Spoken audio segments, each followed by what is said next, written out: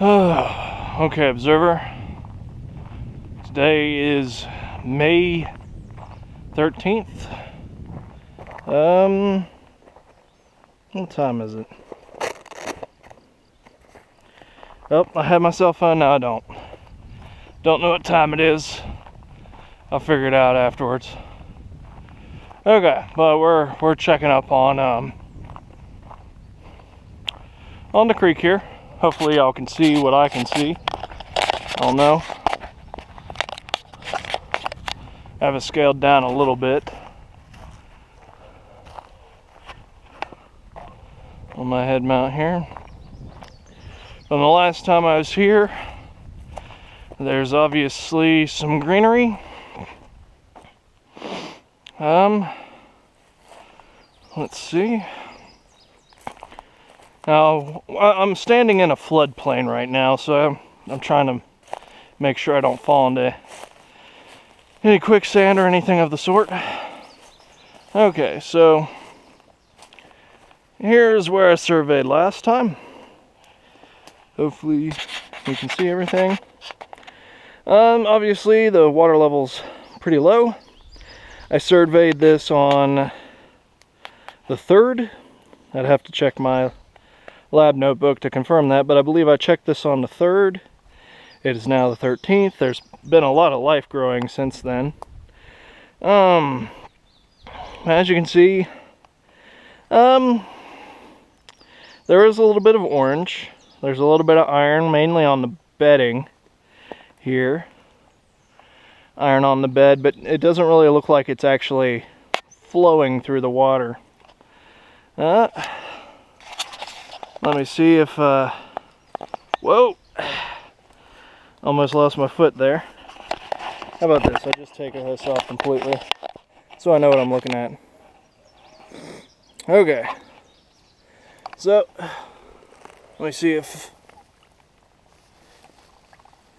Yeah, the actual color of the water is clear. Let's see what it tastes like here. Tastes a little irony.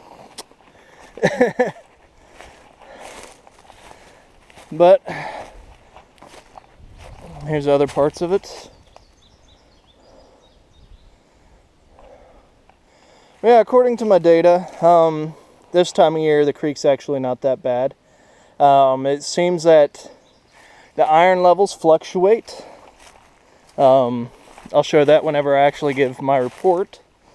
And here's the more polluted part of the creek that I talked about last time. Hopefully I'm sinking a little bit, but that's okay.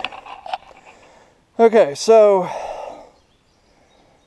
this is a stream that was in question on one of the Dirty Secret Waters video, where it looked a lot, well, very polluted. There's obviously some iron here, but now, I don't know how well you could see it, but this is some biological buildup at the top here. I mean, of course, gasoline and stuff's not going to be a crusty red. Let me move this around a little.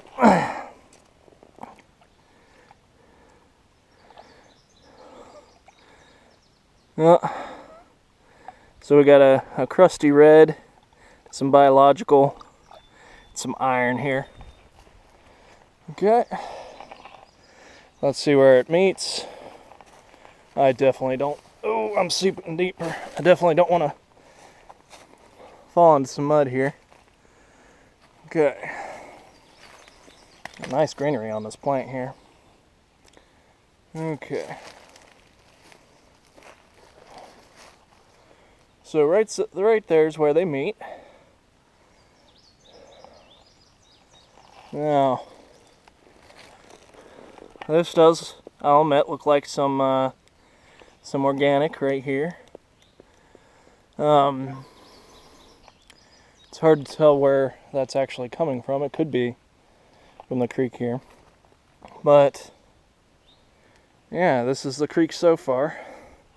Somebody's obviously stepped over there. I don't know if you could tell, probably too wide of an angle.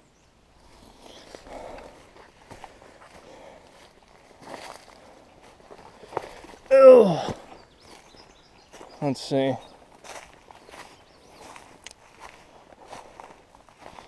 Oh yeah, it's pretty much the creek up at this point. I'm glad I found my good camera. I was trying to do this with my cell phone and it wasn't turning out okay.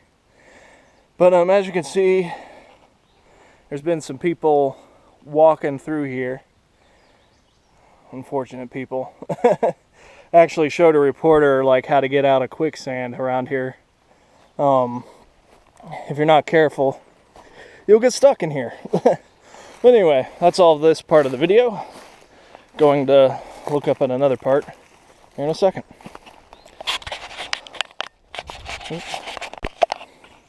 Okay, now we're going down, starting to look at this sludge here.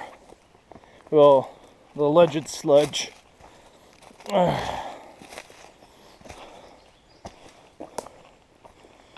Okay, no trespassing sign. Luckily, I have permission to be here today, because I ask. Okay, now first thing I want to show you is this black swarm right here. Can you guess what that is? This black swarm right here. Those are tadpoles. There are tadpoles living in this creek. And right there's the supposed sludge. That was coming off the pits, allegedly. Hopefully I can put my hand on this tree without being attacked by ants. Okay, so as you can see, there's some iron right here, seeping out of the corner here. It's hard to tell where exactly the iron's coming from, because iron is rich in this area, as I'll show earlier. Now the argument is that some people have been claiming that this is acid mine drainage since it's iron rich. That doesn't mean, just because it's iron rich doesn't mean that it's acid mine drainage. But just because it's not acid mine drainage doesn't mean that it's fracking wastewater either. It just means that it's iron rich. Okay, now we're gonna go up here a little bit more, take a look at the ponds. Okay, so now we're taking a stroll through the woods.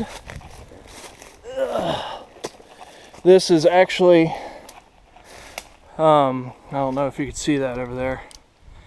Those are the fracking wastewater storage tanks before they go into the injection well. And right here is the creek that goes on before the injection site. Now let's see if I can get down here without breaking my ankle. It's going to be a hard climb out if I break my ankle.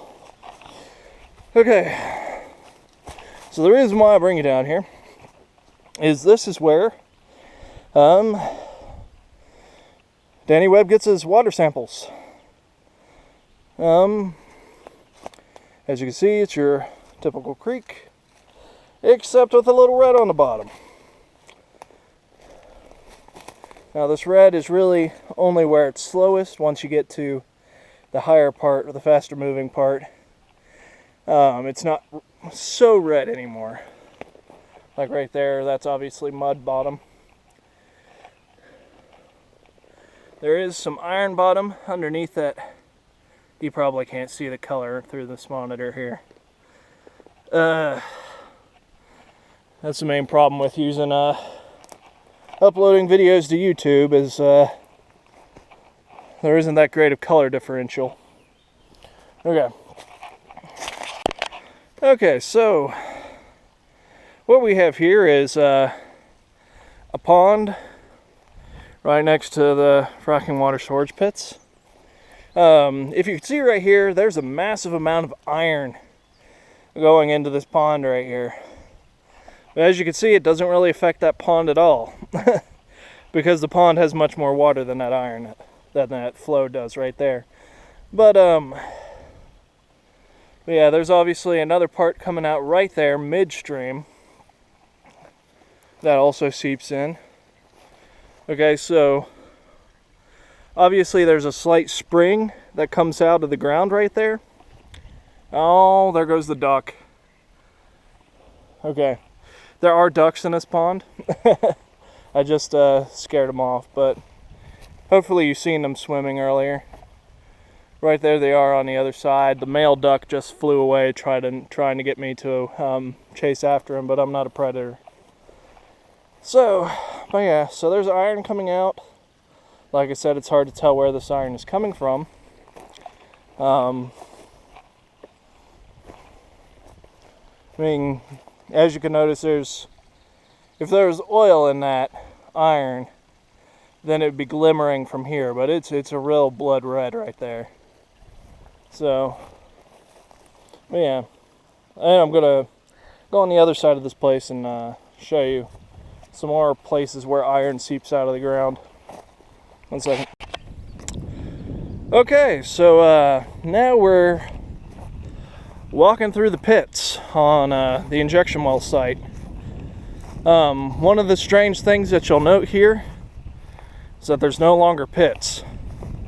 The pits were actually dug up about a year ago. Some people at the public hearing realized this, and I tried to tell people this at the public hearing that I went to, but apparently,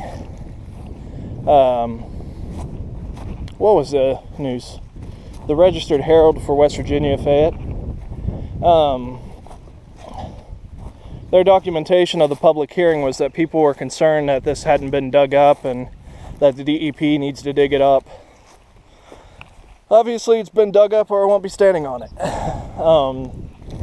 It's been dug up for about a year now. Obviously, there's some grass growing here, throughout here. But the reason why I came out here earlier today, which unfortunately I didn't have my camera with me, I did a radiological survey.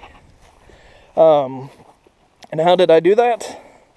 I used a radioactivity surveying device called a Gamma Scout. This is an interesting instrument. It lets me measure instantaneous radioactive dose. Okay, as you can see right now, the reading is it's about 17 microsieverts per hour, but that's dosage. What about if we put it in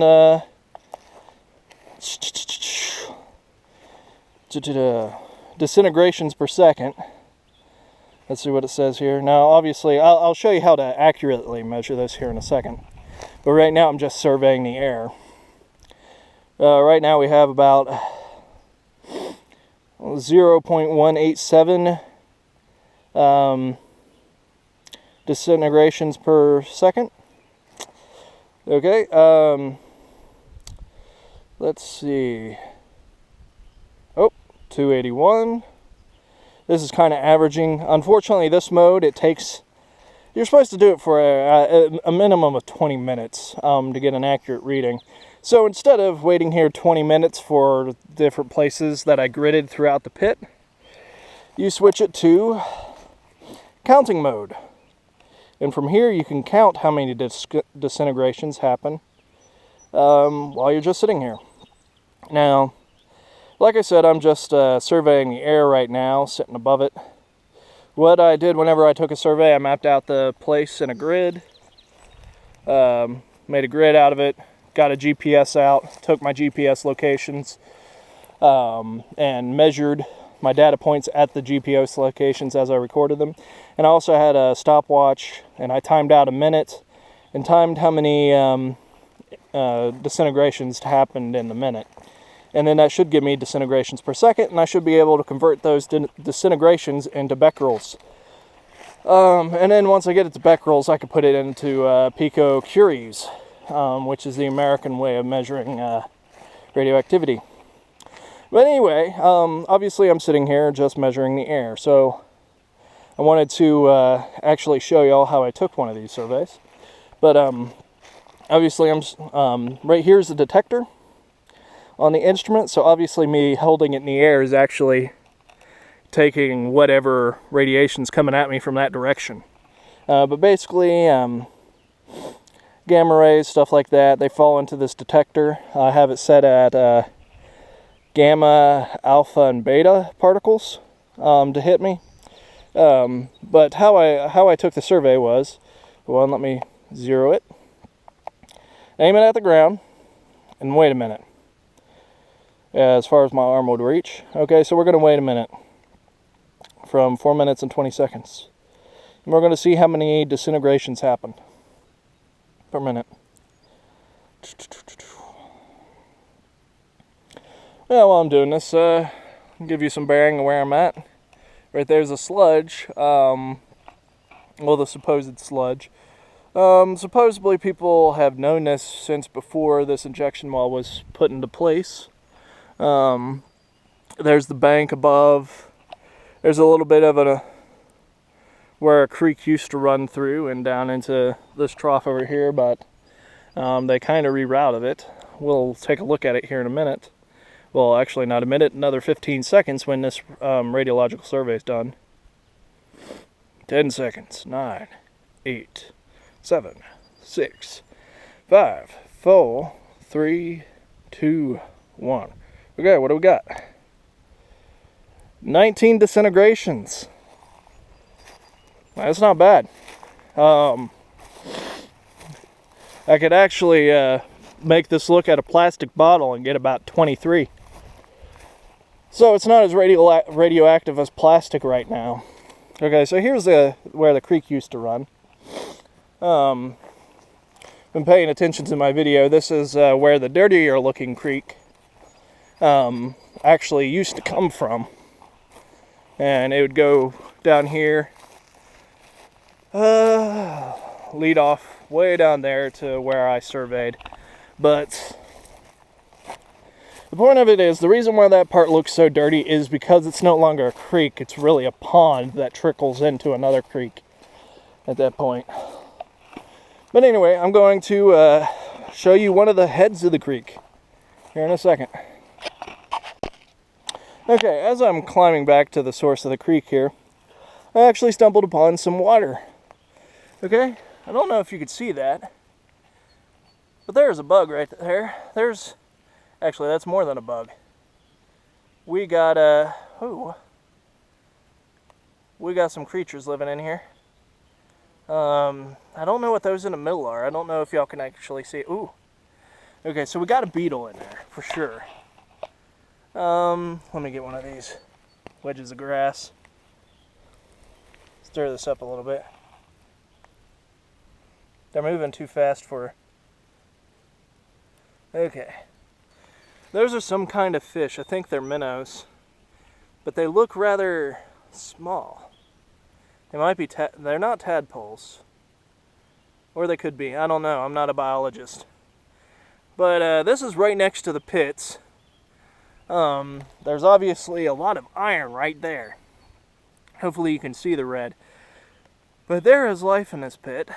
Well, in this creek that runs right next to the pits, where the pits were. So, I mean, you're gonna have to come up with a good argument on how this is damaging to aquatic life. Because obviously we're seeing some aquatic life happening. I've shown you two examples so far in this video. One of tadpoles and whatever was right there. Of course, something just moved. That was bigger than a tadpole. But I don't know what it was. Okay, so now we're getting closer and closer to the source of the creek. Now notice, the pits are over there. The pits were over there. As we're getting closer here, we have some biological on the top.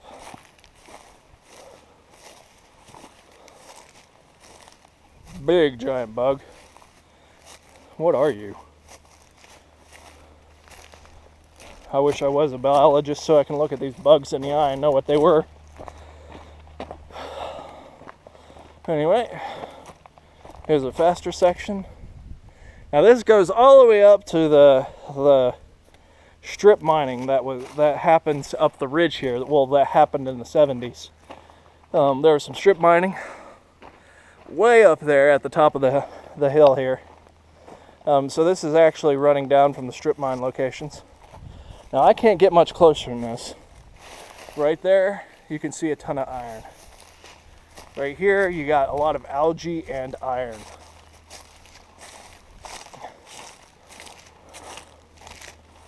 Okay, now that creek, there's a creek right there that goes all the way up the mountain here. But what I wanted to show was a spring. This is a spring that starts right here. Now this spring has a ton of iron coming out of it.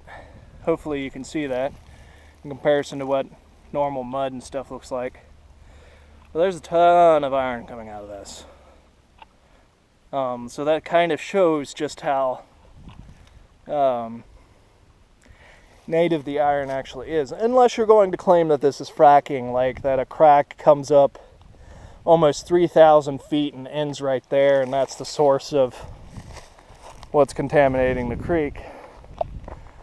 But I want you to know that, I mean, the pits are way down there.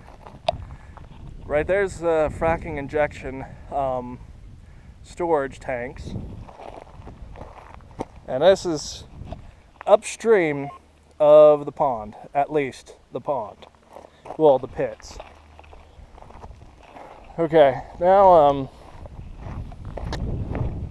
I don't know if they'd care for me to show you what the injection well itself looks like. I did get permission to be here today.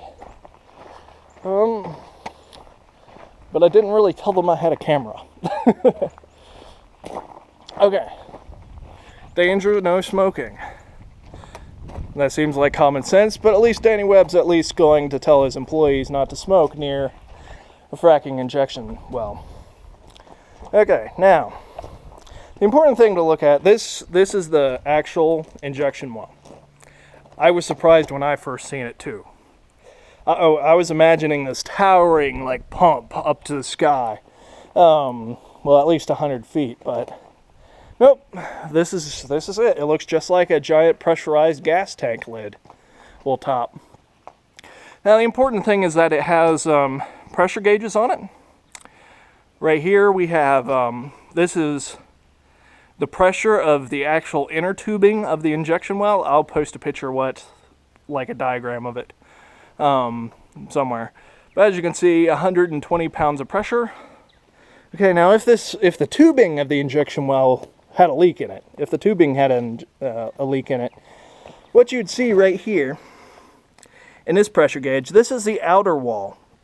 So if you look at the diagram, there's an inner tube and then an outer tube and then the ground around that. Okay, so if there was a leak, pressure from this pressure gauge would go to this pressure gauge, because the pressure would leak from the inner tube and go to the outer tube. So there isn't any pressure on the outer tube right now. So that shows that there's not a leak between the inner tube and the outer tube. And this tube goes almost 3,000 feet into the ground. Another thing is, well, the trucks. Okay, so this is where the trucks unload the wastewater and stuff.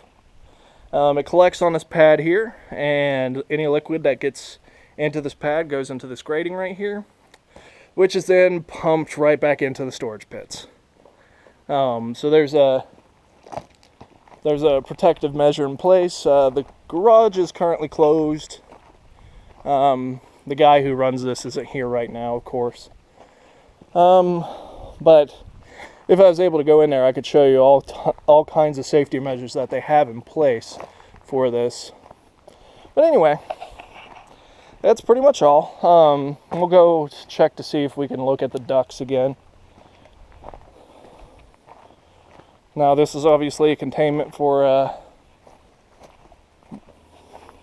the storage pits. Well, not the storage pits, but the storage tanks.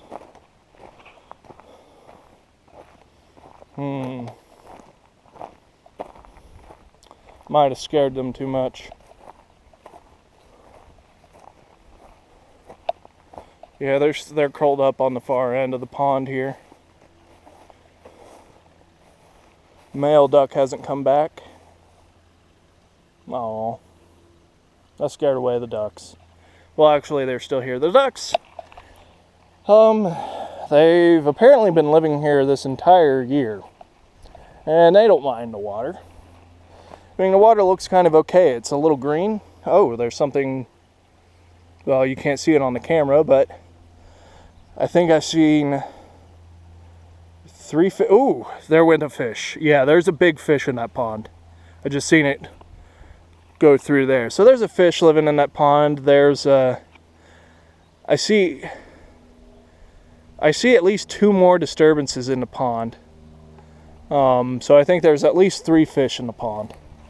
But anyway, that's all for our little tour. Now it's time to go back to my car. Anyway, that's all for this video. Hopefully I'll make a compilation video later on. Unfortunately, I got to go to Colorado, so who knows how that's going to work. But anyway, auf Wiedersehen.